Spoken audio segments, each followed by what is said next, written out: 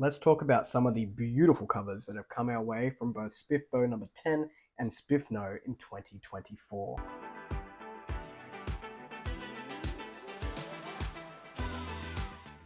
Hello everyone, welcome back to A Fictional Escapist. My name is Kris, and today's video is all about beautiful covers, or my favorite covers from the SPFBO 10 competition, and also those honorable mentions who are lovingly being deemed in the SPFNO category. So for this video, I have got 10 covers from SPFBO 10 that I really love just on cover alone, and I've also chosen 5 from those who didn't make it into the competition but did put their books forward. Before I jump into the video today, make sure you're checking the description box down below for links to my social media and Discord should you want to come along for the ride.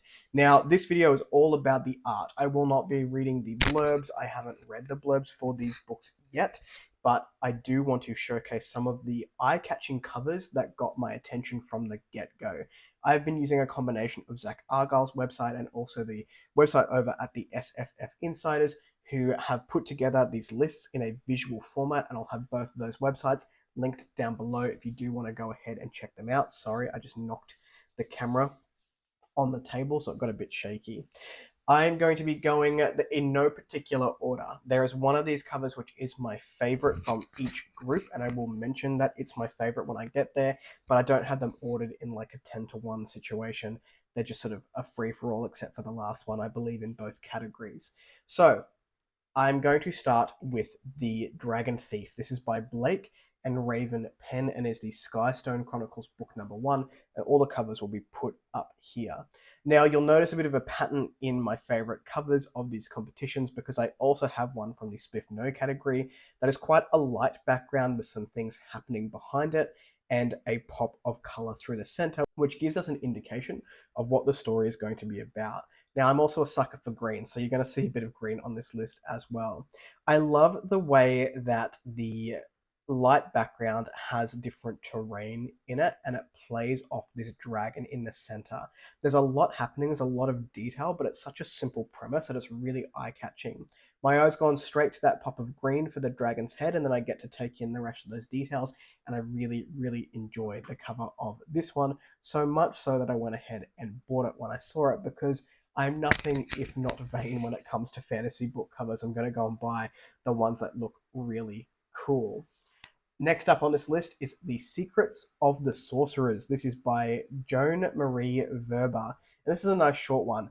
I really like the library setting. I know some people don't, and they don't like books talking about people enjoying books. I really enjoy scribes. I really enjoy apprentices who have to translate things. It's what I always wanted to do as a kid. If I was in a fantasy setting, I'd want to be someone's scribe. And this just captures my inner child of wanting to be in this sort of academic setting and around all these secrets in these books, and it makes me want to know what's happening here. That's another theme that you'll see in my favorites throughout the competition, both SPFNO and the SPFNO entries, is that I love when covers make me want to know what's happening. When the cover gets me with a scene or what I think could be a scene in the book, and this one definitely caught my attention. I think the dark color palette and the light shining in from the lights really suits and highlights the books, as well as sort of the cloaked figures show that there is intrigue in this library or this room that we're in that's full of books. And the title, The Secrets of the Sorcerers, plays on that with that same sort of lighting behind it in some of the letters there, which just makes me want to go into this place and be a fly on the wall and find out what secrets they are saying. So I really enjoyed that one as a potential scene that's grabbing me. It's giving me that nostalgic vibe of this is what I wanted to do as a kid. This is what I would often see in my imagination, as if I was in a fantasy land, I'd be some sort of scribe or transcriber, or hidden and surrounded by books is all I wanted to be. So that one definitely worked for me. The next one here is a bit of change in art style. That's going to be Cursed Cocktails by S.L. Rowland, or Rowland, depending on how you pronounce it. I really like these cozy covers that just are unapologetic in their pops of color. This feels cozy. So when I think about cozy fantasy, I think about covers like this. We've got a lot happening. There's a conversation. It makes me more character drawn towards these people that I can see on the front of the cover. And there's a big old cat in the background who I'm pretty sure is going to knock all of those bottles off, because that's just what cats do. They knock things because they don't like joy. I'm sorry for anyone who's a cat person out there, but this is definitely intriguing. Like, they look like they're having a good time. I sort of want to know what conversation they're having, and I do like food and beverages, and that is promising on this particular cover. So it definitely drew me in. This is another one I bought a while back because of cover buys and trying to get more into cozy. I find that I don't tend to gravitate towards cozy. I think I've said that a few times here, but cozy and food or cozy and drink, getting to know those characters more, sometimes I'll gravitate towards it, just not often, but this is one that I want to pick up in that genre. Moving right along, we have a darker art style. This is Smoker on the Porch by Dom Watson. Now, I was very intrigued by the way that the gold border of the top of this book matches the font.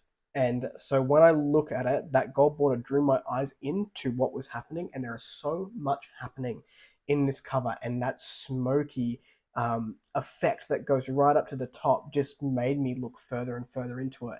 And it's interesting because normally I wouldn't gravitate to something so dark, but because it is so dark, but you've got this pop of light from the bicycle lights and from behind this figure, it makes you sort of squint and really pay attention to the details. And I thought that was really cleverly done by the artist of this book. So that one definitely intrigues me. I've read the blurb of this one, and I don't know that it is a story for me, but the cover is definitely cool. Going back to some more color, we have the Tenfold Tenants. This is by E.V. Belknap, and I just love the color scheme. This one definitely caught my attention because it is so colorful. We've got the blues, the purples, and the gold there. Again, this is one of those stories where I'm like, I want to know what's happening in this one because the cover says a lot. So kudos to the artist who did this one as well, because this is I think it's a YA cozy mystery. I'm not sure if it's YA, don't quote me on that, but it definitely has that cozy vibe to it, whilst there's still a lot happening. So in each of these windows, you can see a different creature. We've got what I presume is sort of a vampire who's hanging upside down.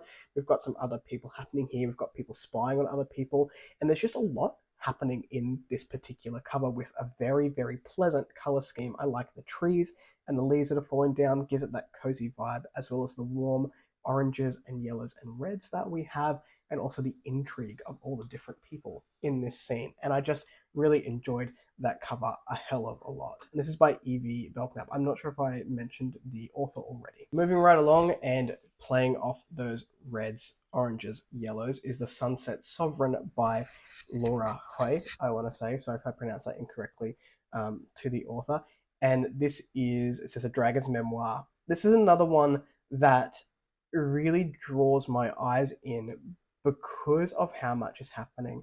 Personally, I also love this painted sort of art style where you can sort of tell that it's brushstrokes, or it looks like brushstrokes have been done and that this would belong on a huge canvas. And we've got that dark playing with the light so well in this, and it really does draw me in. You've got that dark sort of shadowy dragon who is sitting in front of this sunset, and it's just absolutely beautiful. That playing off the font color, again adding in that pop of color down in to break up that darkness, really does work for me as a reader. And this is one that is on my radar for my SPFBO TBR coming up in the next couple of months. Now, the next one here I love because whatever the scene is in the book is going to be absolutely mental, and I cannot wait to read it. And that is The Light Must Hold by Kris Gallum.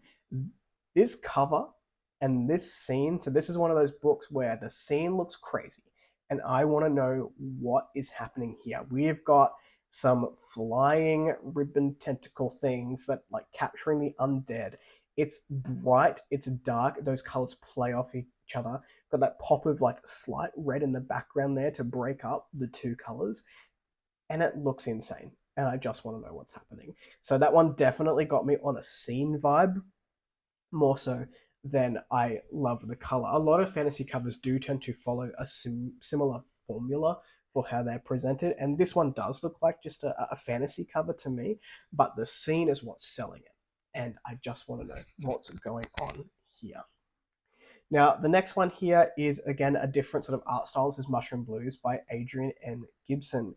Now, this is just a scene setter. It makes me want to know the characters. The colors are fantastic. The font of the white with the spattering in it makes it look like it's a rainy city. We've got the police car. This is an urban fantasy, and the mushrooms, just the intrigue has just built. I am from the 90s. I love a bit of neon, and this just gives me those 90s neon vibes that I've been craving, that I want to write my own book with this similar sort of vibe, that 90s, that neon, that grunge, and this gives me that. We've got two characters here. I love that one of these people's hair looks like a mushroom, and I'm sure that's intentional, and I just really, really enjoy it. It's one of my favorite covers that I've seen in 2024. The second to last here is, again, very different. I like a lot of different art styles, and this is By Blood, by Salt by J.L. Odom. Now, this is another one that where the cover of the book really, to me, sets the scene, and I want to know what's happening inside of this book.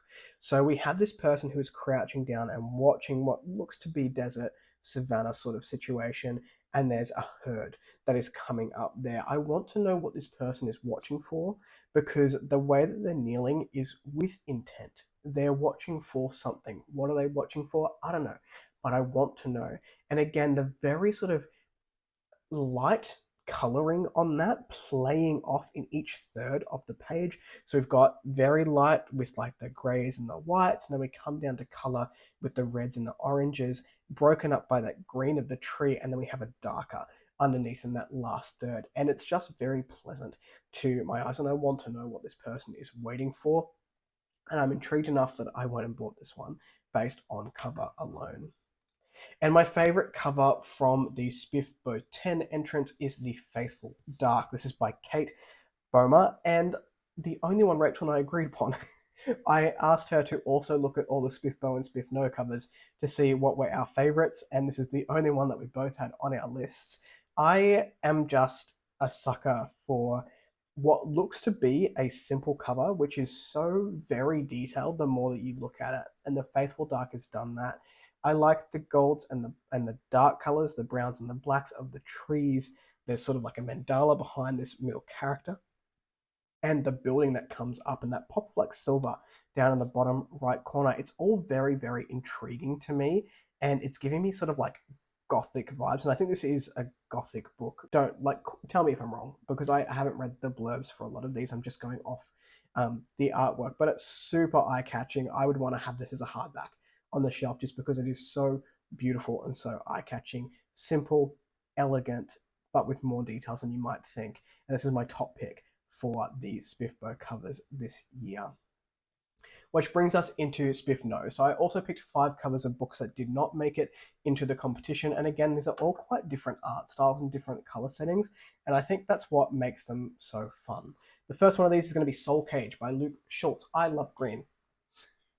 I just love green, and I think this book is going to look absolutely fantastic when it arrives, regardless of if Luke goes for the matte or the gloss. I just think it pops, and it makes you want to know what's happening in here. We've got a dude who doesn't look all that happy, with some magic happening between his hands. He's torn, he's disheveled. There is something going on here, and I want to know what. I've read this book, so I do know what's happening in this one, but it still draws my eyes. Again, we've got that white thick font with the spattering there, and I think it just really works to this book's advantage. Moving on from there, we have Far Removed by C.B. Lansdale, and this is, again, just one of those covers that has a lot happening in it, but draws my eye to the different color schemes, from the grays to the whites to the blues to that red mask, and I just want to know what's going on. That blue that is going through this person's hand and throughout the cover is what really drew me here, as what magic is being used. I want to know. And this is another one that, of course, I've gone ahead and purchased.